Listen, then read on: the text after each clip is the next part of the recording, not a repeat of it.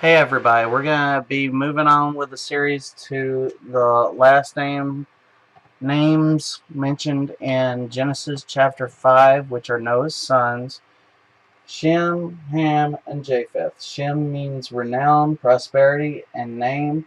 Ham means hot, warm, home. Japheth means may he expand, enlargement, may he grant ample room. And they were born in 1556 AC. That stands for after creation. And what happened in 1556? We have Akbar the Great. And how's he related to these names? Well, I'm about to demonstrate. So, first, let me get back to a little bit because I went a little bit too far in my little notes here. Almost there. Alright. So, it is their success in the Second Battle of Panipat in the year 1556 that provided secure space for the Mughals in India. Since 1556 to 1707, the Mughals, the professional kings, prosperity, renown,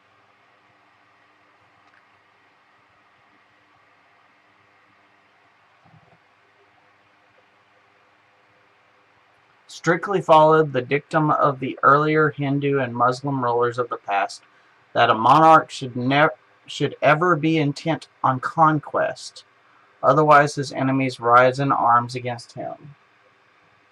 May he expand, enlargement, may he grant ample room. Hot. When I say hot, I'm talking about that they're hot for battle. They're ever expanding. They don't believe that they should become at rest in a way, because they're saying here, it says a monarch should ever be intent on conquest, otherwise his enemies rise in arms against him. So they should be hot, warm. I don't know how the home gets in there, but hey, we'll get there probably. So Babur founded the Mughal Empire in India in AD 1526 after his success in his first battle of Panipat. But after the sudden demise of Babur in 1530, in between before the accession of Akbar in AD 1556, the Mughals had to strike hard to retain their hold in India, and in their effort they failed against the determined Afghans and the Rajputs. By the time Akbar ascended the throne in 1556 to claim his right, the Mughals were at their lowest ebb of prestige. So here comes Akbar the Great, the renown, the prosperity, name, and he believes in this. He believes in that thoroughly. So by the time Akbar ascended the throne in 1556 to claim his right, the Mughals were at their lowest ebb of prestige. The core philosophy of Akbar and his successors up to Aurangzeb was to expand the power of the Mughals over the entire subcontinent and to deepen their administrative control over the rural and urban subjects by a wise and liberal policy of integration. As John Fleet Richards observes, the dynamism of the Mughals was at its core military, and the Mughal Empire was a war state. What J.F. Richards holds appeared to be true. Yet the Mughals not only expanded their territorial extent by wars and conquest, they also devised administrative measures to consolidate themselves as rulers by winning the loyalty of their subjects. In the following pages, they treat the twin policies of expansion and consolidation followed by Akbar, Jahangir, Shah Jahan, and Aurangzeb till 1707, along with diplomatic tactics adopted by them. But Akbar was the first one. Akbar's reign started shakily in 1556 and came to a close by 1605. He had to regain his paternal kingdom after defeating the successors of Sher Shah and their general, Himu, in the Second Battle of Panipat. During the regency of Bairam Khan, Ajmer, Malwa, and Garkatanga were added to the territory of the Mughals. Later on, Akbar brought the major part of Rajasthan under his control, along with Gujarat 1584, Kabul 1585, Kashmir 1586-87, Sindh 1591, Bengal 1592, and Kandahar 1595 were all annexed to the Mughal territory. And like his predecessors sultans of Delhi, after establishing his way over North India, Akbar turned his attention towards the Deccan and demanded them to accept his suzerainty. As the response was negative, Akbar dispatched Abdul Rahim and Prince Murad to attack Ahmadnagar in 1595. Chand Bibi, the regent, offered stiff opposition, and peace was concluded after acquiring Berar. By 1600, Akbar proceeded in person and occupied Burhanpur and sent his armies to annex Ahmadnagar. In 1601, the Mughals occupied the fort of Assaghar and carved out 3 subas of Ahmadnagar, Berar, and Khandesh. Thus, within a period of 5 decades, from 1556 to 1605, Akbar built a vast multi-regional empire by his repeated conquests and victories, and provided a stable and secure administrative apparatus and structure catering to the needs and demands of his subjects. And also, before the next name comes up, which is Arphaxad, the son of Shem, we have Daniel chapter 11, verse 18, that kind of falls within this time period as well, which is the Ottomans' turning point. And it says, "Then he will turn his attention to the coastlands and will take many of them. But a commander will put an end to his insolence and will turn his insolence back upon him." This verse is divided into 2 parts and describes the turning point of the Ottoman Empire. After the death of Suleiman, the succeeding sultans did not participate directly in combat. They left the military decisions to a grand advisor who answered only to the sultan. That variation would eventually lead to the decline of the Ottoman Empire. The first grand advisor was an effective leader because he had served under Suleiman. By 1571, he had strengthened the navy and established dominance along the coastlands of the Mediterranean. Pope St. Pius V formed an alliance of Catholic maritime states called the Holy League to oppose the Muslim Ottomans.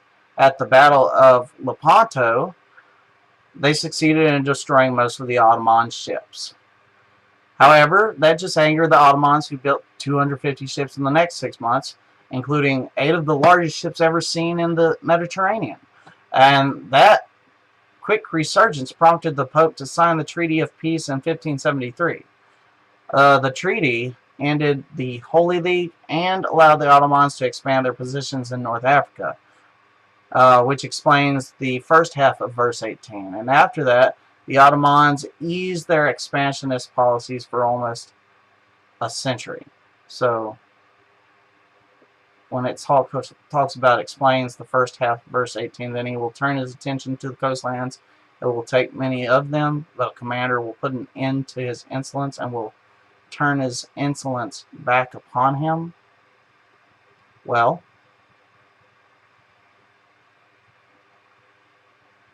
here we have it talking about that the peace treaty here. It says, then he will turn his attention to the coastlands and will take many of them. The quick resurgence prompted the Pope to sign the peace treaty in 1573. The treaty ended the Holy League and allowed the Ottomans to expand their positions.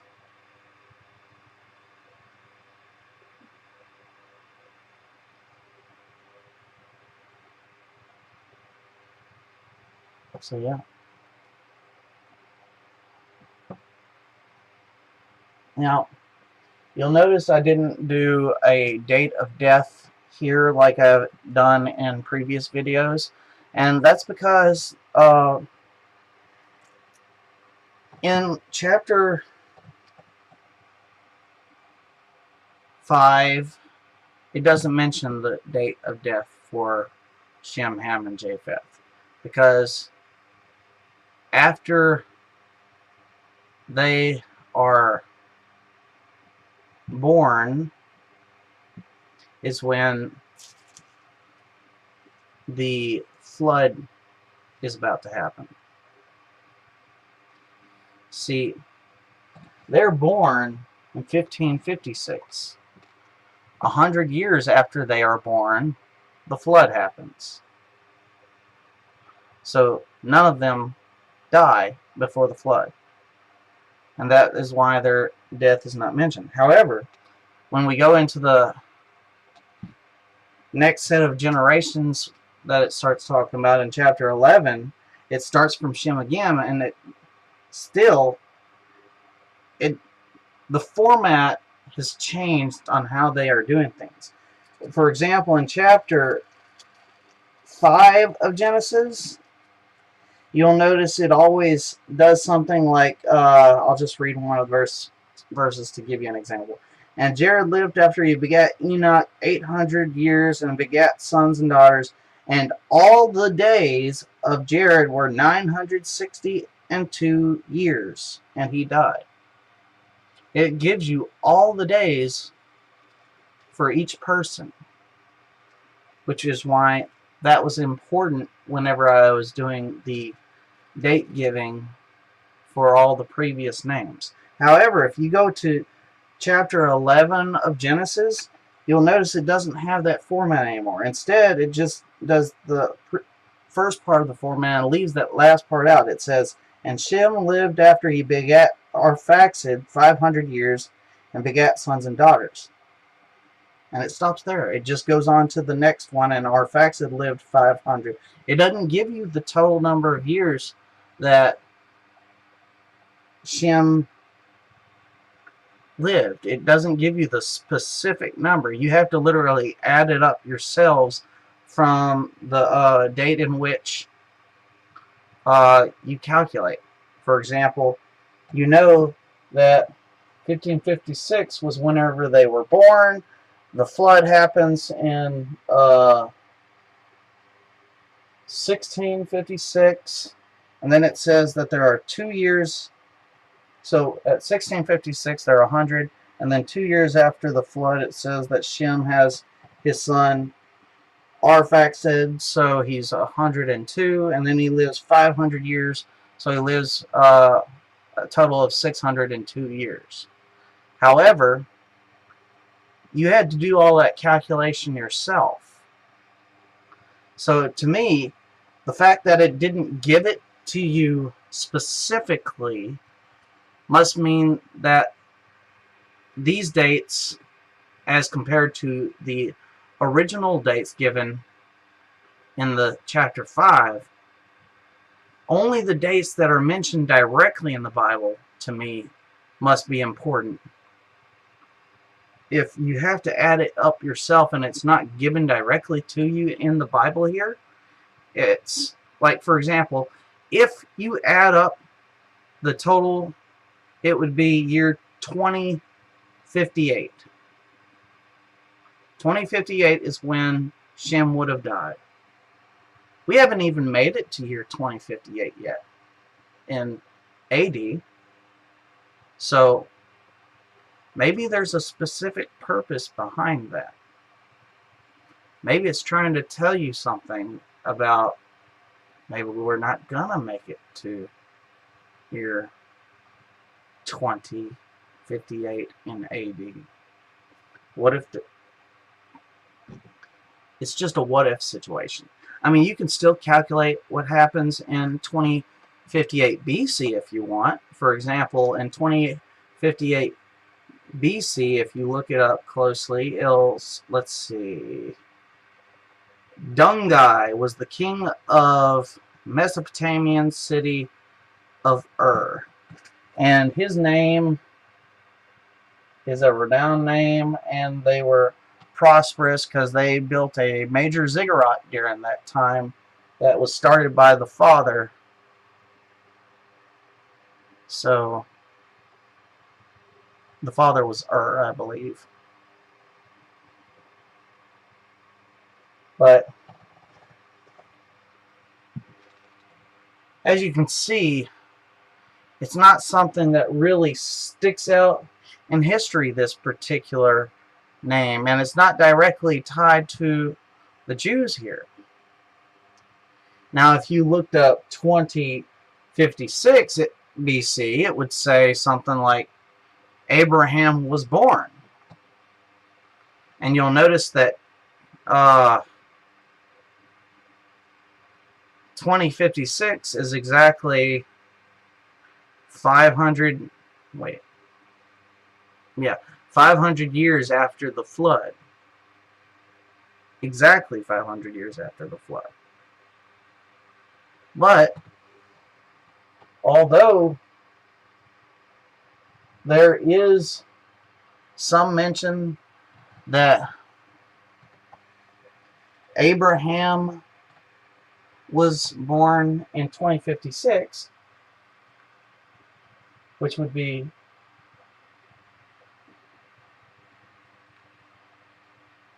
closer to that one, these names start 2 years after the flood.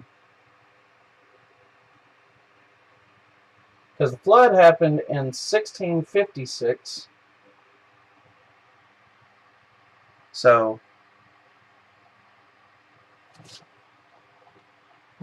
if you go and do your calculator, 1556 plus 500 equals 2056. So the 500-year thing could be important because it marks when Abraham would have been born.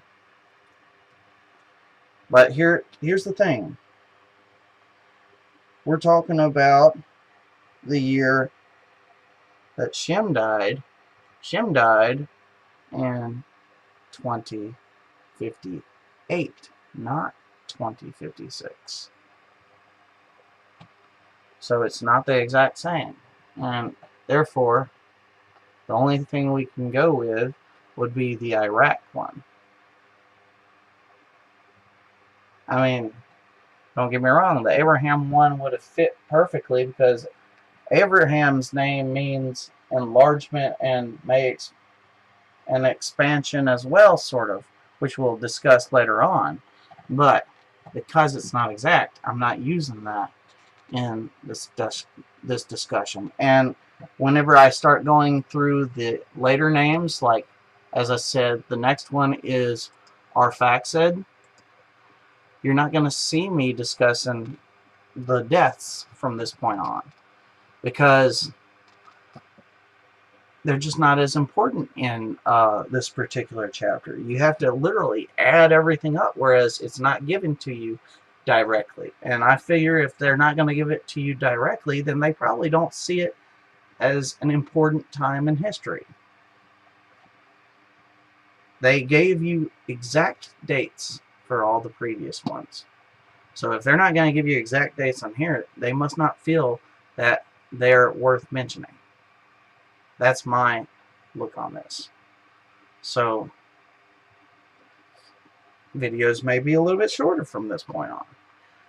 Now, I said that we were going to do Arphaxad next, but I forgot that we got to do the flood video as well. So what I think I'm going to end up doing is I'm going to be making the flood video as well as the Arphaxad, depending. It looks like the amount of information I have can fit in one video, so I think that's what I'm going to do. For the next Power of a Name video, it'll discuss both the flood and Arphaxad, but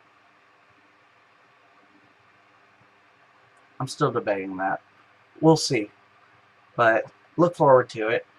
Whether it's just about the flood, or I think I'll do them separate, just because it'll put more emphasis on the flood, and you'll see why. So thank you for listening. Thank you for paying attention, and I hope you enjoyed what you learned today, and I hope it helps strengthen your knowledge of Christ and things related in history to him. So keep up your education, learning of him. And you don't have to wait for me to put these videos out if you don't want to.